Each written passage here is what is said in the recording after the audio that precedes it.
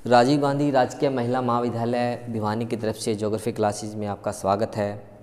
इससे पहले वाली वीडियो में हमने डिस्कस किया था इंडियन क्लाइमेट के बारे में, इंडिया की लोकेशन के बारे में, ईस्टर्न घाट वेस्टर्न घाट के बारे में और इरिगेशन सोर्सेज के बारे में। आज हम डिस्कस करने जा रहे हैं इंडियन माउंटेन के बारे में, भारत के अंदर जो हमारी पर्वत श्रृंखलाएँ हैं उनके बारे में। तो सबसे पहले हमें पता होना चाहिए कि जो पर्वतों का निर्माण है वो कैसे होता है। इनकी ज़मीन के अंदर जो हमारा मैग्मा होता है, ज़मीन के अंदर हम उसको मैग्मा बोलते हैं, बाहर निकलने के बाद वो हमारा लावा हो जाता है। तो ज़मीन के अंदर जो मैग्मा होता है वो जब 5000 मीटर के ऊपर जमता है तब किसी भी पर्वत का निर्माण होता है। और भारत का जो सबसे प्राचीन पर्वत है, पुराना जो पर्वत है वो हमारे पास है अरावली पर्वत, जिसका जो निर्माण है ज्वालामुखी के फटने के कारण या ज्वालामुखी जो चट्टानें हैं उनकी वजह से हुआ है। उसके बाद नंबर आता है हमारे हिमालय पर्वत का। और हिमालय पर्वत जो है हमारी इंडियन क्लाइमेट में एक मुख्य रोल जो है अदा करता, मुख्य उसकी भूमिका रहती है। तो इसलिए यहाँ ज़रूरी बन जाता है कि हिमालय पर्वत के बारे में थोड़ा अध्ययन किया जाए।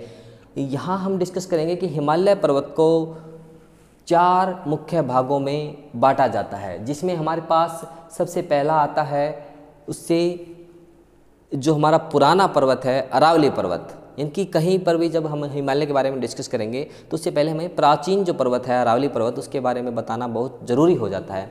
जो अरावली पर्वत है वो भारत का सबसे प्राचीन, सबसे पुराना जो हमारा पर्वत है, जो कि हमारे राजस्थान में स्थित है। और इस अरावली पर्वत की जो सबसे ऊंची चोटी है वो हमारी गुरु शिखर है, जिसकी ऊंचाई जो है हमारे पास लगभग 1722 मीटर है। अब हम डिस्कस करेंगे कि जो हिमालय पर्वत को 4 मुख्य भागों में बांटा जाता है वो कौन कौन से हैं।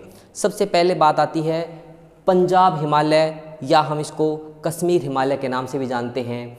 ये जो पंजाब हिमालय है या कश्मीर हिमालय जो है ये हमारा सिंधु नदी से लेकर के सतलुज नदी के बीच में फैला हुआ है, जिसको हम पंजाब हिमालय या कश्मीर हिमालय के नाम से जानते हैं।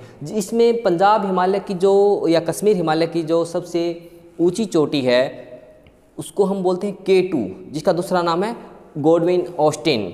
ये ना सिर्फ पंजाब हिमालय कश्मीर हिमालय की सबसे ऊंची चोटी है, बल्कि ये हमारे भारत देश की सर्वोच्च या सबसे ऊंची चोटी भी हम इसको बोलते हैं। और भारत का जो सबसे ऊंचा जो हमारा पास है, जो दर्रा है कराकोरम दर्रा जिसको हम बोलते हैं, वो हमारा इसी हिमालय के अंदर जो है स्थित है। दूसरे नंबर पे बात आती है हमारे पास कुमाऊं हिमालय। जो कुमाऊं हिमालय हमारा है वो सतलुज नदी से लेकर के काली नदी तक फैला हुआ है। कुमाऊं हिमालय जो हमारा सतलुज नदी से काली नदी के बीच में फैला हुआ है, जिसमें आपका बद्रीनाथ, केदारनाथ, यमुनोत्री, गंगोत्री ये जो स्थान हैं, ये जो पर्वत श्रेणियां हैं, ये इसके अंतर्गत आती हैं। और जैसे पंजाब हिमालय की सर्वोच्च चोटी थी K2 गॉडविन ऑस्टिन, सेम इसी प्रकार जो हमारे पास कुमाऊं हिमालय के अंदर भी जो धौलागिरी है वो एक इसकी सबसे ऊंची चोटी हम इसको मानते हैं। अब बात आती है कि जो हमारा तीसरे नंबर पे जो हिमालय है, हिमालय का जो भाग है उसको हम बोलते हैं नेपाल हिमालय के नाम से। जैसे पंजाब हिमालय सिंधु से सतलुज तक था, कुमाऊं हिमालय हमारा जो है सतलुज से लेकर के काली नदी तक था, इसी प्रकार जो हमारा नेपाल हिमालय है वो काली नदी से लेकर के तीस्ता नदी तक फैला हुआ है।